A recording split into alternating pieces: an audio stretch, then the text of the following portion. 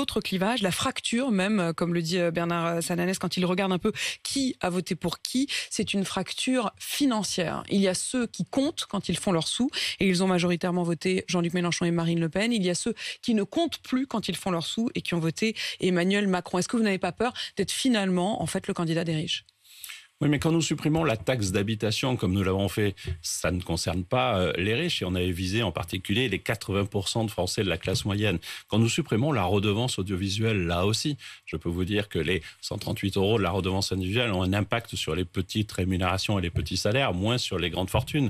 Et pourtant, nous le faisons. Et donc, il nous faut répondre aussi sur ces sujets. Quand vous me dites ce chiffre-là de 138 €, c'est sur une année, c'est 10 € par mois. Oui, mais quand vous voyez les hausses des prix, ça compense même pas l'inflation. Il y a quelques minutes, je vous parlais de 175 € pour quelqu'un qui est au niveau du SMIC, et vous auriez pu dire, ah oui, ça c'est impressionnant. Et donc je vous prends quelques mesures, mais globalement c'est 15 milliards.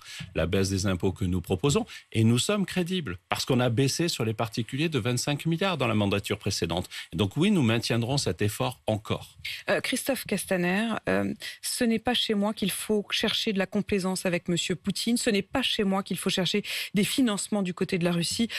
Voilà ce qu'Emmanuel Macron a dit. Est-ce que c'est là-dessus que se jouera aussi le clivage? En gros, il y aurait une candidate de Poutine et un candidat de Volodymyr Zelensky?